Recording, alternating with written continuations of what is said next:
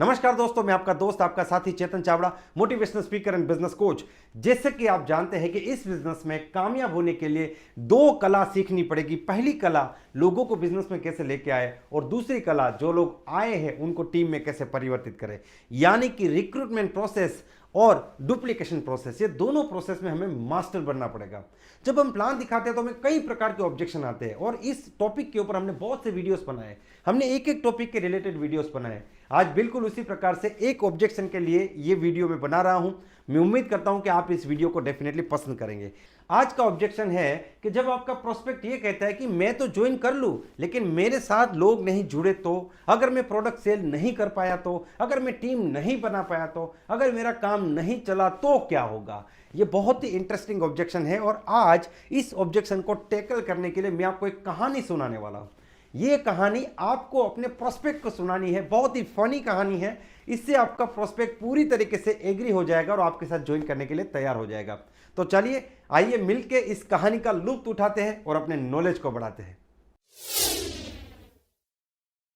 सबसे पहले तो जब आप प्लान फिनिश करते हैं तो पहले से ही आप मेंटली प्रिपेयर रहे कि ऑब्जेक्शन तो आएगा, ठीक है। तो जब आपके सामने ऑब्जेक्शन आता है तो आपको इसमें परेशानी में पड़ने की जरूरत नहीं, क्योंकि आप पहले से ही एक्सपेक्ट कर रहे थे कि ऑब्जेक्शन आएगा। जब आपके सामने ऑब्जेक्शन आता है तो सबसे पहले आपको अपने माइंड में किस प्रोसेस को दोहराना है। इस प्रोसेस को आप हर प्रकार के ऑब्जेक्शन में दोहरा सकते हैं। इसको बोलते हैं हिडन मीनिंग टेक्निक। जैसे मान लीजिए कि एक व्यक्ति आपको यह कहता है कि मैं ज्वाइन करना चाहता हूं या फिर मैं नहीं करना चाहता क्योंकि मेरे पास पैसे नहीं है, तो हमें यहां पे रुक नहीं जाना है। हमें हमारे दिमाग में इस बात के पीछे के हिडन मीनिंग को समझना है। हमें यह समझना है कि मेरा प्रोस्पेक्ट ये कहना चाहता है कि मेरी फाइनेंशियल कंडीशन अच्छी नहीं है, मैं कैसे आपकी कंपनी को ज्वाइन करके इस कंडीशन को सुधार सकता हूं। तो हमें उसे उस प्रकार से हेल्प करना है। अगर आपका प्रोस्पेक्ट ये कहता है कि मैं सोच के बताऊंगा, मैं सोचना चाहता हूं, तो इसका हिडन मीनिंग ये हो जाता है कि मेरा प्रोस्पेक्ट मुझे ये कहना चाहता है कि मैं आपकी कंपनी को ज्वाइन करना चाहता हूं लेकिन मैं डिसीजन नहीं ले पा रहा हूं, कृपया करके मुझे डिसीजन लेने में मदद कीजिए। तो इस हिसाब से जब प्रोस्पेक्ट ये कहता है कि मैं तो ज्वाइन कर लूं लेकिन मेरे साथ लोग नहीं जुड़े तो, मैं लोगों को ज्वाइन नहीं कर पाया तो, मैं टीम नहीं बना पाया तो, मैं प्रोडक्ट्स नहीं सेल कर पाया तो यहाँ पे हिडन मीनिंग क्या होता है। यहाँ पे हिडन मीनिंग ये होता है कि मैं आपकी कंपनी को ज्वाइन करना चाहता हूं लेकिन मेरे मन में सिर्फ एक डाउट है कि क्या मेरा काम चलेगा या नहीं, मेरे साथ लोग जुड़ेंगे या नहीं। अगर आप इस डाउट को सोल्व कर देंगे और मुझे कॉन्फिडेंस दिलाएंगे तो मैं डेफिनेटली आपके साथ ज्वाइन करना चाहता हूं।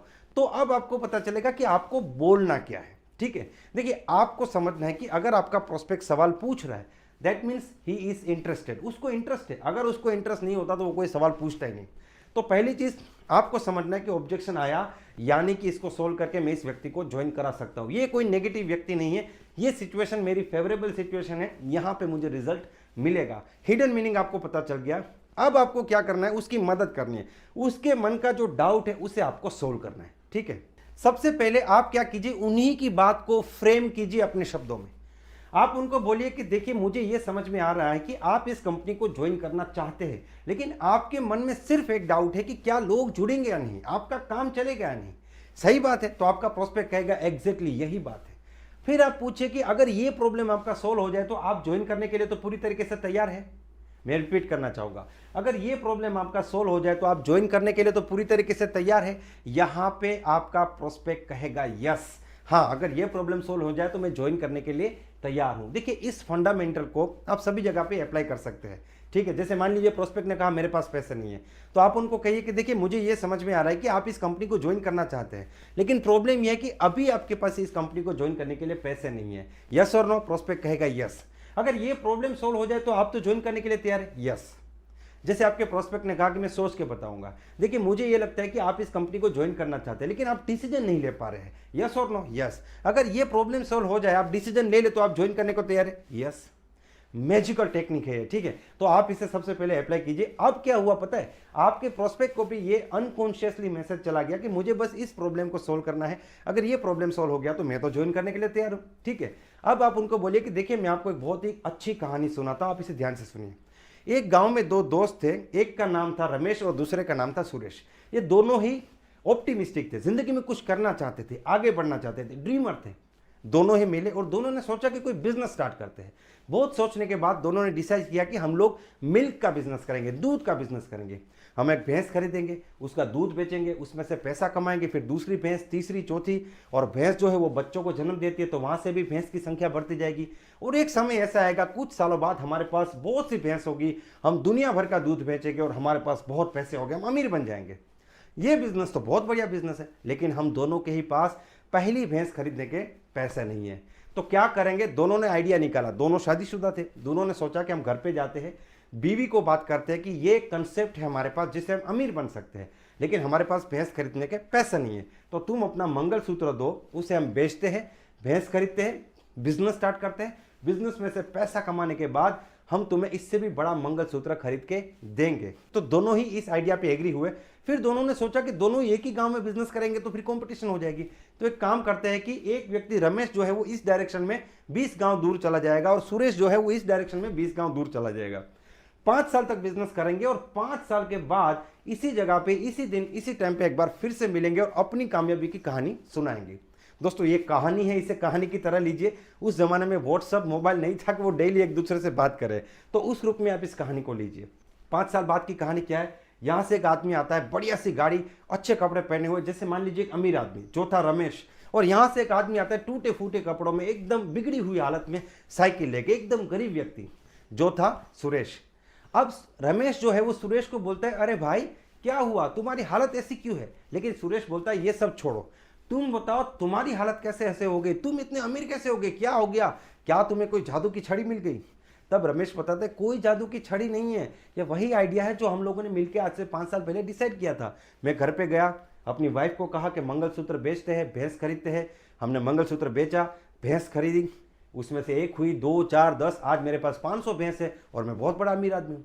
लेकिन तुम्हारी हालत ऐसी कैसी है?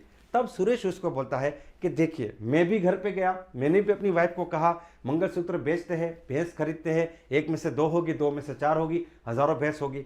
मेरी वाइफ एग्री हुई, लेकिन उसने मुझे एक सवाल पूछा कि अगर हम मंगलसूत्र बेचने के बाद भैंस खरीदते हैं और भैंस मर गई तो? और ये बात मेरे दिमाग में फंस गई और मैंने उस आइडिया को वहीं पे ड्रॉप कर दिया और मैं गरीब का गरीब रह गया। दोस्तों जब भी आप कोई काम करते हैं, जब आप बिजनेस करते हैं, तो हमेशा एक प्रोबेबिलिटी रहती है। जब आप एग्जाम देते हैं तो प्रोबेबिलिटी रहती है कि आप पास हो गए, फेल हो गए। लेकिन अगर मैं फेल हुआ तो ये सोच के एग्जाम ना देना, ये कहाँ की समझदारी है? जब आप कोई बिजनेस शुरू करते हैं तो आप हमेशा उम्मीद करते हैं कि ये बिजनेस चलेगा।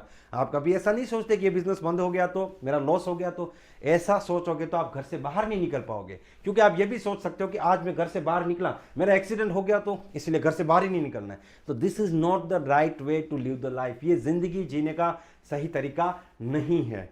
कोई भी दुकानदार दुकान खोलने से पहले किसी कस्टमर के पास नहीं जाता कि आप मुझे गारंटी दीजिए कि आप मेरी दुकान पे आएंगे। जैसे मान लीजिए आपको पान की दुकान खोलनी है, तो क्या आप 50 लोगों से एग्रीमेंट कराने जाएंगे कि भाई आप मेरी दुकान से पान खरीदेंगे तो ही मैं दुकान खोलूं? दुकान पहले डालिए, कस्टमर बाद में आएगा ही। पहले कस्टमर ढूंढने की जरूरत नहीं है।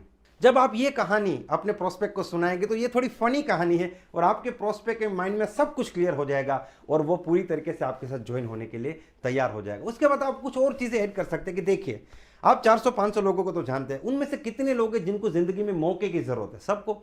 उनमें से कितने लोग हैं जिनको जिंदगी में प्रोडक्ट्स की जरूरत है? लगभग सबको। उनमें से कितने लोग हैं जो जिंदगी में एक्स्ट्रा इनकम कमाना चाहते हैं? सब लोग। तो अगर हम 500 लोगों से बात करेंगे तो 500 नहीं आएंगे, 400 तो आएंगे, 300, 200, 50, 10 तो आएंगे। तो हमारा बिजनेस डेफिनेटली चलने वाला है। ये कहानी से आप इस ऑब्जेक्शन को बहुत अच्छे से हैंडल कर पाएंगे, कॉन्फिडेंस के साथ हैंडल कर पाएंगे। हाँ, थोड़ा आपको 1-2 बार प्रैक्टिस करना पड़ेगा रमेश और सुरेश की कहानी सुनाने में। प्रैक्टिस के बाद तो ये आपके लिए बच्चों का खेल हो जाएगा। और नेटवर्क मार्केटिंग बच्चों का खेल है, ये दुनिया का सबसे आसान बिजनेस है। दोस्तों मुझे पूरी उम्मीद है ये वीडियो आपको पसंद आया होगा। अगर ये वीडियो आपको पसंद आए तो आप इसे लाइक कर सकते हैं, इस चैनल को सब्सक्राइब करना ना भूलें और इस वीडियो को मैक्सिमम लोगों को शेयर कीजिए। Wish you all the best, be the best.